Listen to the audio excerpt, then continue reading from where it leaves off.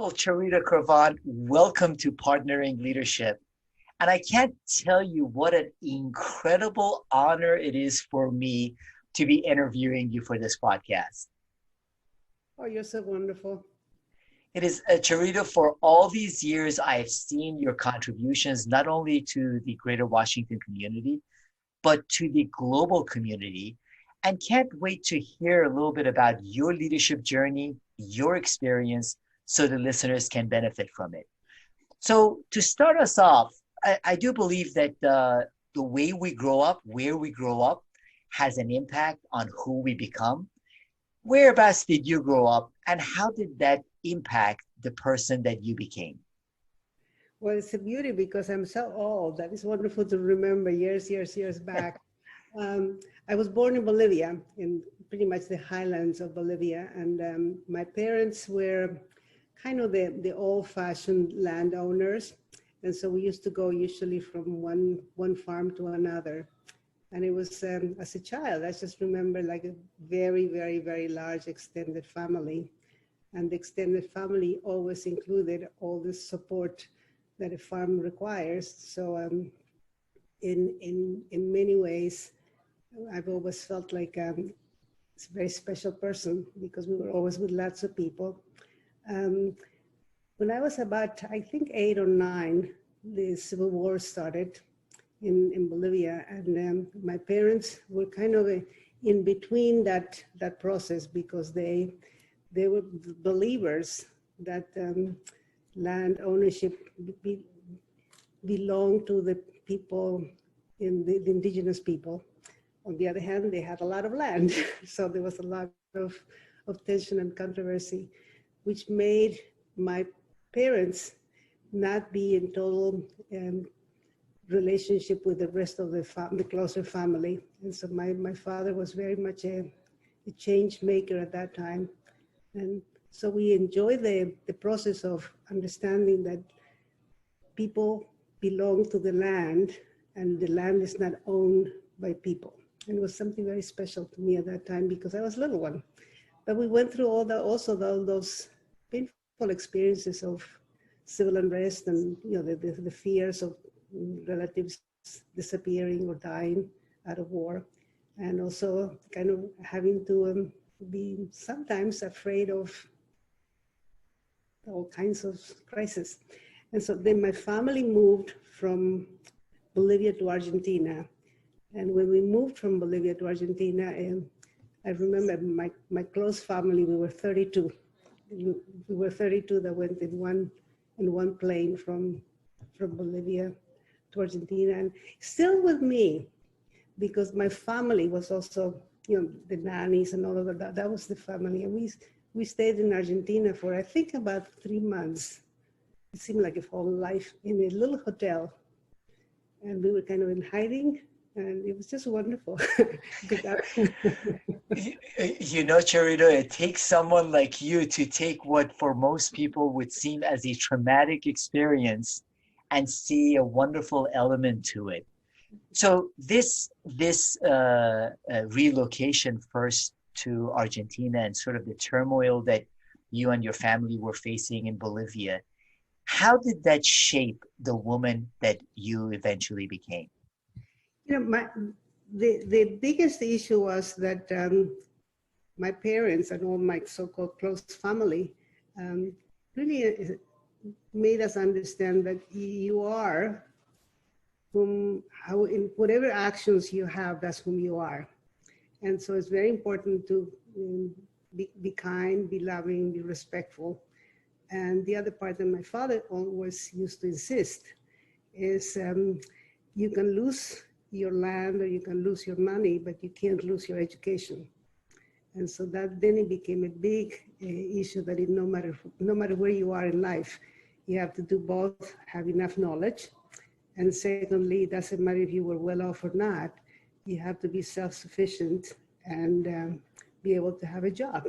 And at that time, this is really way back when women didn't even think about working. But my dad always insisted that I had to learn enough as to be able to be on my own. I was the darkest one, not only in my family, but I also was definitely the darkest one in the city. So and we were right across from the little hotel that we lived.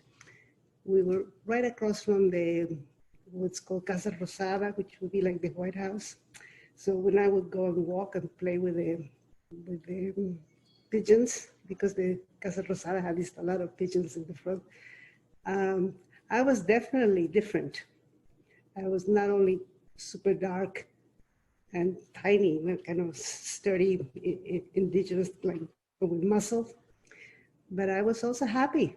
And I think that was kind of early in the process, just to know that being different was not either good or bad. It was different. And my parents my mom especially, used to make a big issue about how our ancestry was from Spain. And they used to have these very special documents about how we were from so-and-so from Spain, and have the family trees. And then I would go to the mirror and look at my little cheekbones and my nose, and I say, hey, I'm as Indian as it comes. And that kind of made me both understand the issue of being not only different, but also being a minority within a minority. Argentinian people at that time, they were very much Europeans because they had immigrated after the war. So it was not only a very European society, but it was also very, sadly now, very classist. And because of my how indigenous I was, I belonged in one group. And because how so-called my family and were so cultured, I belonged in another one. And I've always felt very comfortable being the bridge, which is probably, as of today, that's the essence of myself. I feel really comfortable with myself, but I also, my world is much bigger than just myself. And so that stayed with me. And you have made great contributions as a bridge builder. But before we get to that career part of it, there's something that I read about you translating and chaperoning James Brown. What is that all about? Oh, that's fun. When I first came to the state. I came in the United States. I came as an exchange student. My father sent me as exchange student for about 3 months in the New Jersey area, and then when I went back, and then I went to school, and then came back, I had a job. My father was wonderful. He figured out that if I was going to be here, he had, at that time, there was these ways in which you got your residency by, I guess, investing, and then by being a student. So I knew really well that I could go to school, but it didn't matter what my parents could provide me on per diem and money, was just not enough. And so without my I would say without my father's blessing, I found a job in New York. I was one of the neighbors that my father knew, and I don't know how, but he encouraged me to take this job. And yeah, it was it was in New York, right on 6th Street, right in the middle of New York. And I used to go from New Jersey to New York every day. And the main reason why they offered me that job is, one, because I was very proper and I would not take any gifts or did not curse. And I knew English and Spanish. So my job was, whenever the different stars, I guess from Hollywood or other people would come, I took them around in New York. And at some point, there was this big issue that someone very special was going to be around for more than a few days. I think it was a couple of weeks or so. And so they asked me if I would do that. And I was either too ignorant or too silly. I did not know how special this guy was. Yeah, he was just this big, funny guy that cursed all the time. And so my job was, whenever he would come to the place, then I would take the responsibility to walk him all over and translate, because there were a few times, I think they were from Latin America. They were mainly, I think, Cubans and Spain, for the record world. And I was not into it. So I must say ignorance is blessed, because I didn't get into an awe from him. And he used to make fun of me because he was so kind of pursued by everybody, and I would just do my job. And he used to make fun of me. And eventually I realized that the more sisterly I behave, the more I could give him directiveness, so he could be on time and he could do what the job called for. And so I did that for a while, and he was a very special guy. He was really rowdy. So I imagine you balanced him well, Charito. Yeah, because I think he used to say, "Who the hell is this girl again?" Everybody was just kind of, I would call it a dog, but he had followers all over, and I would just kind of make him do whatever he needed to do. And my boss's boss used to kind of make fun of me because they would just rely on me that I would make him be on time, which is, I don't think it was his characteristic. So here you are, this young woman with this wonderful experience, varied experience.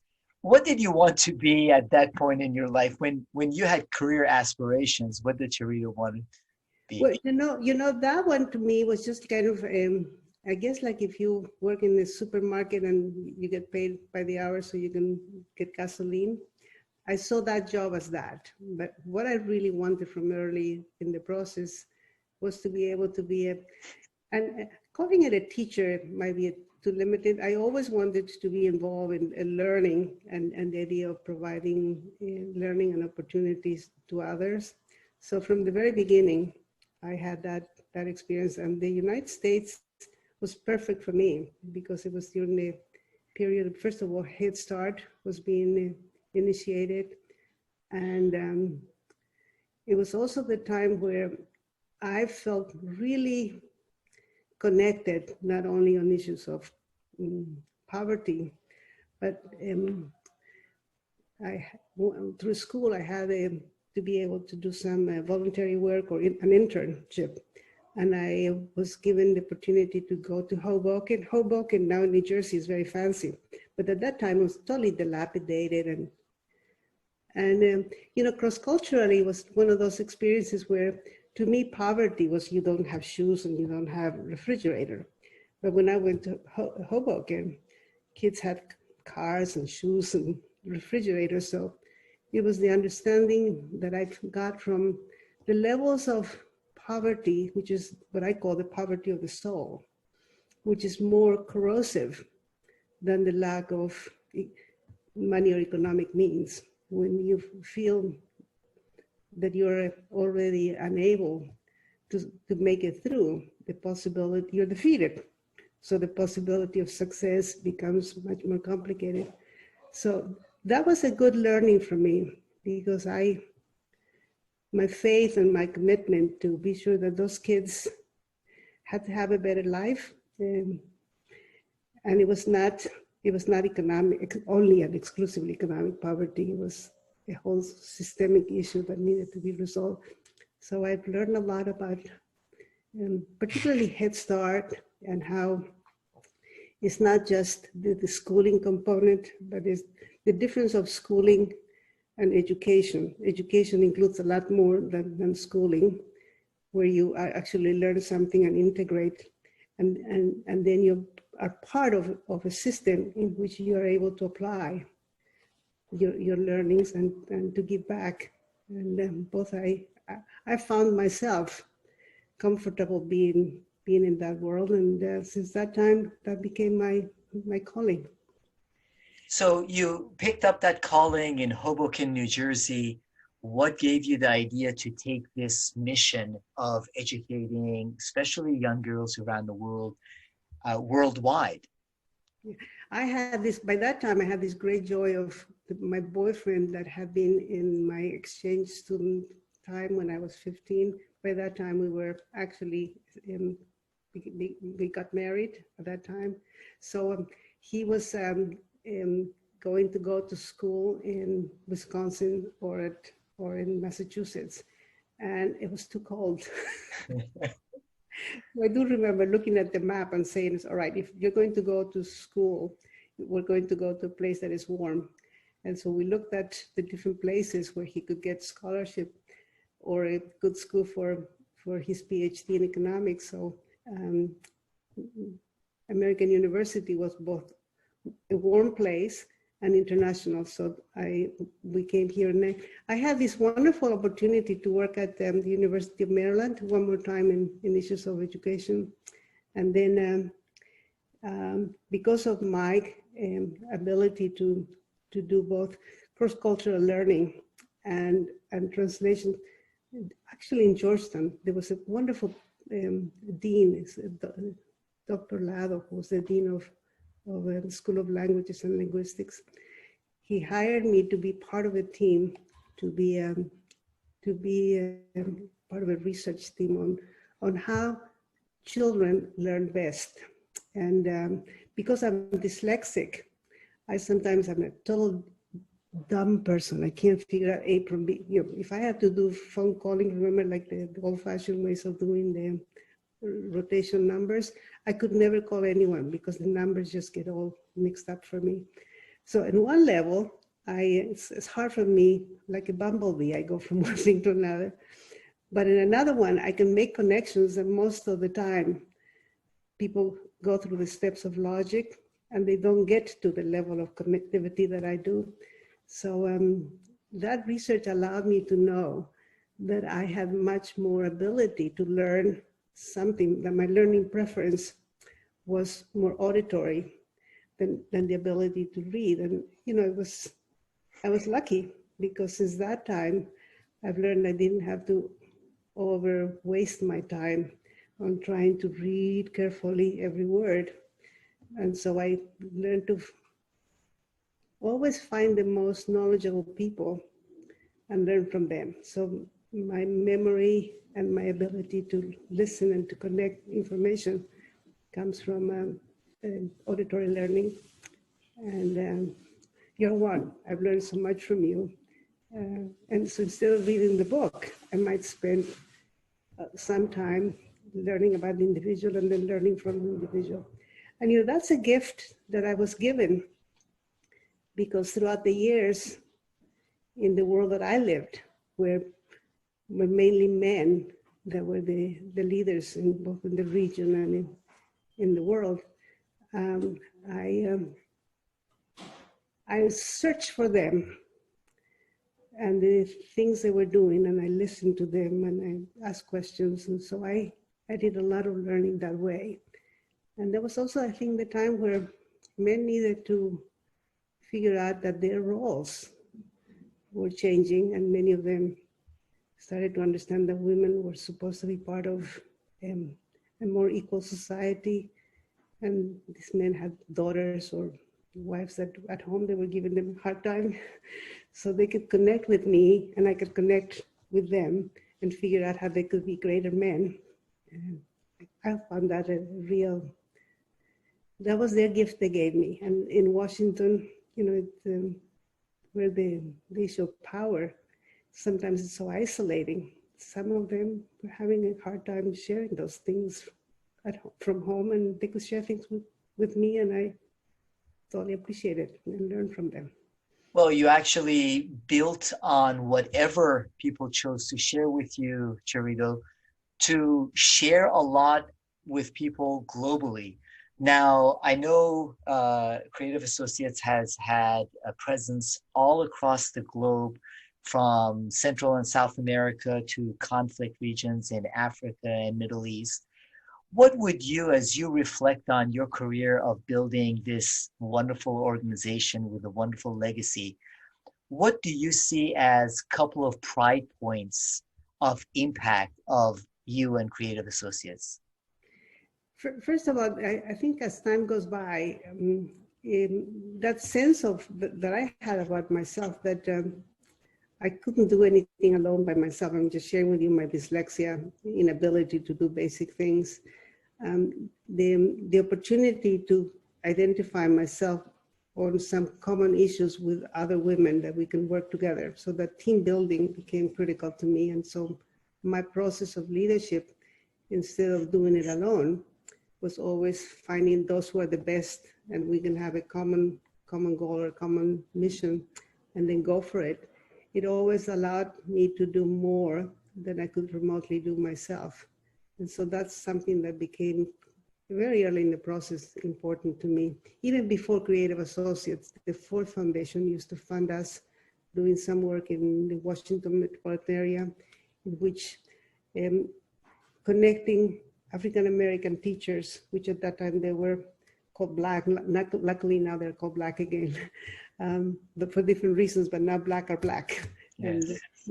And teachers who were part of the private schools, who tended to be white women, very well schooled and educated, and Black teachers that were very good teachers but did not have graduate degrees.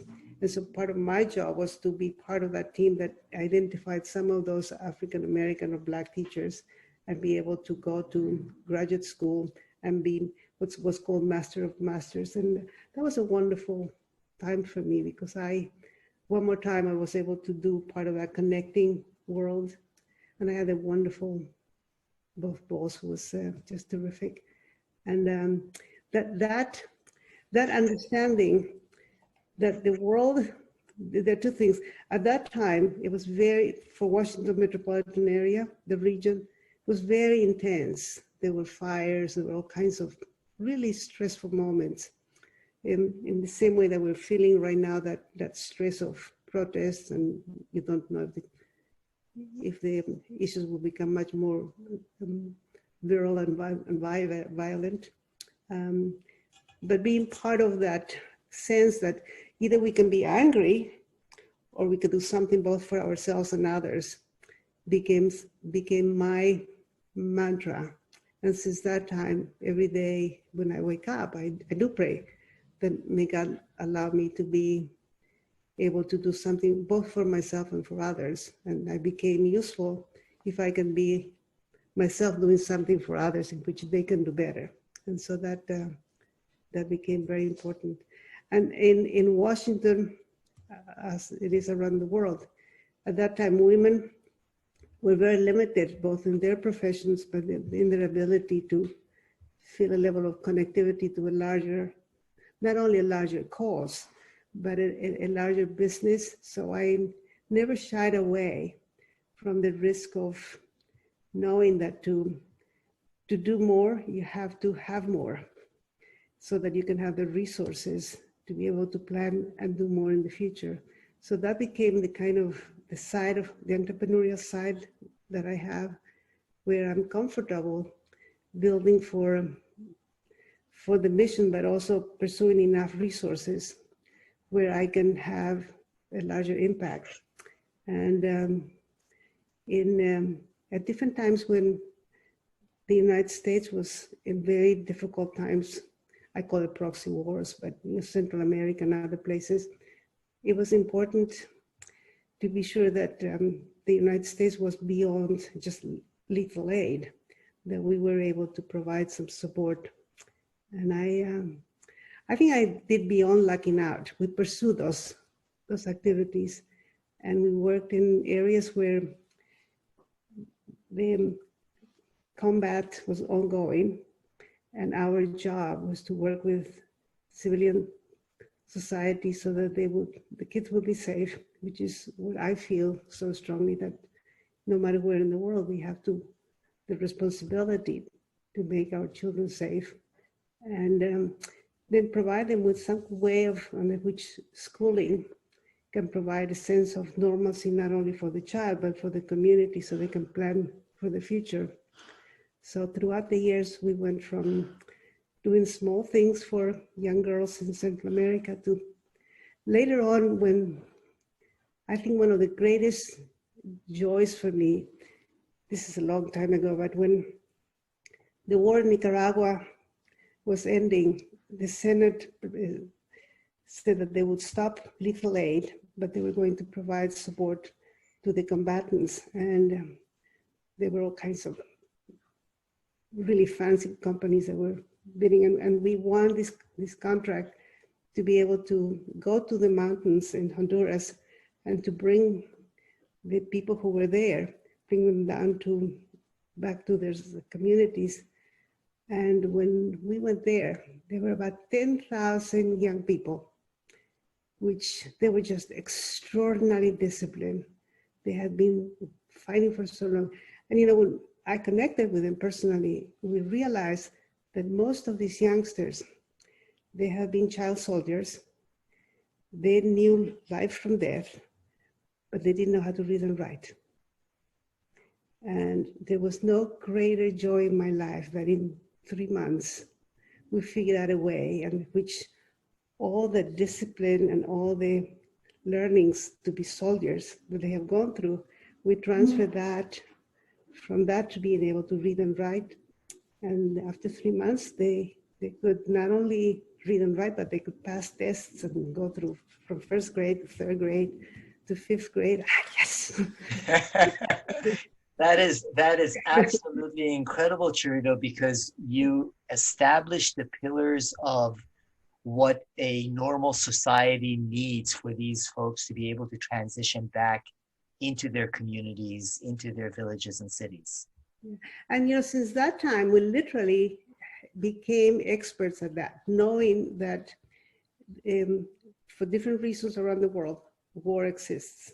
And so we can figure out where the next conflict will occur, but also the amount of young people and families, we could call them victims, but they are not. They're part of the society.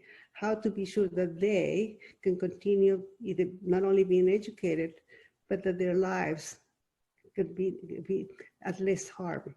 And it's been very special for us to get extraordinarily good experts who are knowledgeable from a scientific and a professional way, how to work through these issues. So my role and our role of creative is to be able to bring this extraordinary expertise that they usually are in opposite ends of their thinking, either their political thinking sometimes, but bring them together to be sure that the task occurs. So there will be people retired from the military who know every possible issue about weaponry, and others that come from the best teachers or the best social workers or the best workforce experts to figure out what to do. So while there is an ongoing conflict, that we support those families, or when the conflict is about to end, that we help everybody else to go through a transition so that they can have the opportunity to success. And then later on, this is still a long time ago, but it became clear that what makes you or us to be wonderful, wonderful insurgents, particularly if you're young, you want to change the world. So your skills at doing that are totally different than the skills of governance. And sometimes being angry at something gives you the impetus to change. But then once you get the opportunity for that change, you have to be ready for governance. And it became clear to us that at Creative, we can provide that kind of a support, and identified some of the change makers, the leaders in different communities, and support them not so much with the insurgency component, but really pretty much prepare them for the next leadership of governance. And that is just like an extraordinary opportunity that I find myself, that I was blessed by being entrusted by both the US government and many international agencies, where we could be in different places in the world where it was clear that change needed to occur and was going to occur. The change is positive, and we actually exacerbate and shift that negative moment into a positive change where then governance can occur. And that's how I had the opportunity to, when we were doing work in South Africa or in other places, to meet some of those extraordinary leaders who are well known in the history of change, that they were good at throwing the bombs and they needed to be good at doing governance, and it requires different skills. So I understand, mentioning South Africa, that you were also involved in the release of Nelson Mandela. We were very lucky, or I would say more than that, but we were able to provide support to the leadership of the Black South Africa on governance issues, so they would prepare themselves to be able to be ready for governance. And throughout all those years, we were so involved in it that the different components of the leadership were prepared to be sure that that shift occurred, and creative was part of that that process. I still sometimes touch myself and say, am I lucky or what? That's wonderful, because you had worked a lifetime to get to that point.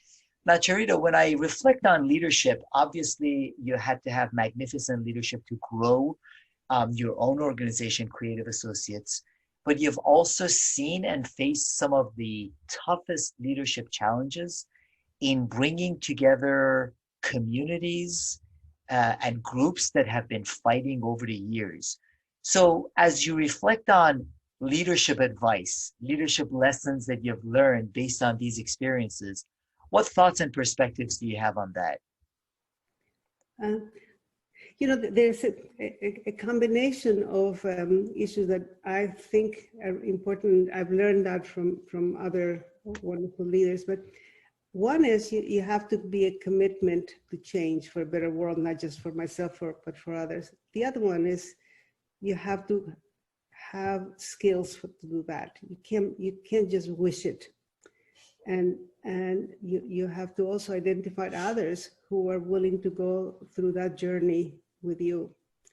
And at some point, both you have to trust them to be part of your journey, and you have to build the trust from them that their journey will end up in a positive change.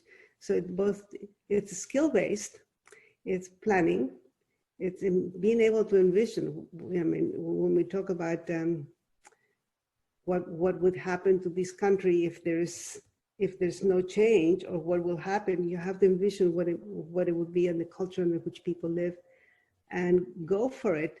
Sometimes it gets scary. Other times, if you just know that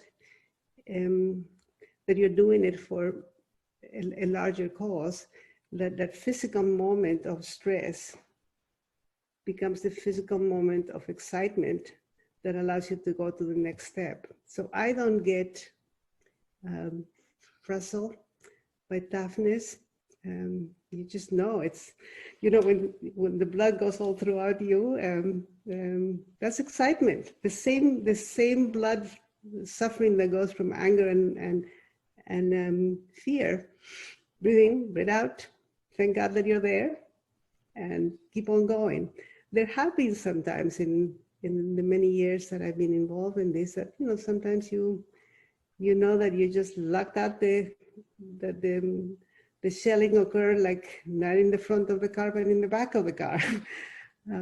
Or some other times, you know that you just lucked out, that when people were not going to let you leave the place, somehow somebody else comes and picks you up in a truck. And you have to trust that truck doesn't have a bomb. So there are moments where you're risking something, but it's always for a larger reason.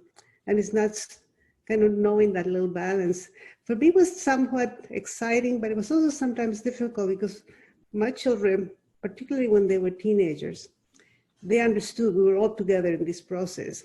But sometimes the risk was such that I might not come back.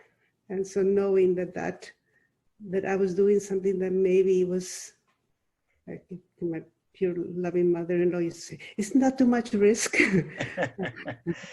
Well, you are a true example of a purpose-driven leader, Charito. A lot of organizations now talk about the importance of purpose, whether organizationally or for the team or for the individual. You're a true example of a purpose-driven leader. And when you have that purpose clear in front of you, it gets you through the tough times too. I think I do. That's probably something that's in me. The other thing that in today's world is not so easy to talk about is the issue of faith. I have faith that both in my world, that God will support me in this process, but also that the universe is looking for this harmony and change. And if you're part of that larger journey, and if your path is going through that, it's easier to go through complexities because you move on. And part of leadership is also not to do it alone, but to bring others who are having a harder time walking through that path to come along with you. And so the idea of not only doing it with them, but giving them that encouragement, because so many of them are so much, so better schooled and much more technically competent than I ever was. It's just that all, sometimes in today's world, there's these young women in their 20s, they know so much and they're so eager to do more. So the idea for me is to be sure that we all together see a path in which we can have a good picture of what we can do. And at different times we confronted things like young girls in Afghanistan where they had no opportunity to do something. And if we were part of those process of change, then these young girls, they did so much more. The ambassador from Afghanistan now is a woman who was a teacher, but she was also before a teacher, she was just a learner. And I remember that brilliant, well-spoken young person who now is the ambassador representing her country in the United States. It's a great honor. And I think like that, I experienced so many. And I feel like hugging them. In today's world, we have to kind of do our shoulder, our elbows, but. You have planted many of those incredible seeds all across the globe, giving many of these young people and women opportunities, Charito. So if I was to ask you sort of one last question and your perspective on when younger people come to you for leadership advice or maybe leadership resources or thoughts, what is the advice you have, or what resources or thoughts do you share with them? I've always tried to help them trust themselves and also to get to know themselves. I think sometimes, particularly in today's world, we are so much bombarded with so much information that young people are always being pushed to emulate somebody else. And then sometimes from within, they have so much more to offer. So I've have the great opportunity sometimes when they connect with me on these issues is that building that get to know your strengths. Also, it's good to be impatient, but patience with impatience is that kind of little tension that comes to know that. The other part is skills are necessary, but there's no perfection. Just go for it. Give it your best. And if you're not doing it alone, others will do things with you. And sometimes you will just not make it, so you get up and do it again. I do see more and more young people who are having the opportunity to envision larger world, because not only have they traveled, but because of information now. What used to be a quiet issue, like, having been involved in Nigeria with the young girls that got kidnapped and then went back to the place that we were part of that process and helping them and seeing them, that some of them really went back really, really damaged, and building them back so that they themselves can become the leaders of other young women in Nigeria. It's just the joy, so that whatever happened to them, they have to accept. They can't just hide it, but by accepting it, it's not their fault. They can do and be more for others. And it's been I just think that not only younger, my bias is towards girls, okay? So, but I think it's not only young girls, but young people in today's world. They have the opportunity to be part of a change, which they can have an impact because through social media and technology, and that know how, with our support, they can do it.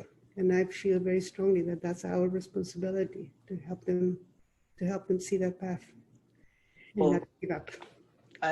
Charito, I feel like I can go on for hours, which means I am going to definitely continue this conversation with you because each one of these magnificent stories of the impact you've had throughout your life on so many communities around the globe have lots of leadership lessons in them. I appreciate the time that you took to share some of those insights today with the Partnering Leadership community. Thank you very much for being part of this conversation, Charito. Well, thank you. You're terrific. You know that, right? I'm sending you a kiss. Love you. Much love to you, to Charito. Thank you. Peace. See you.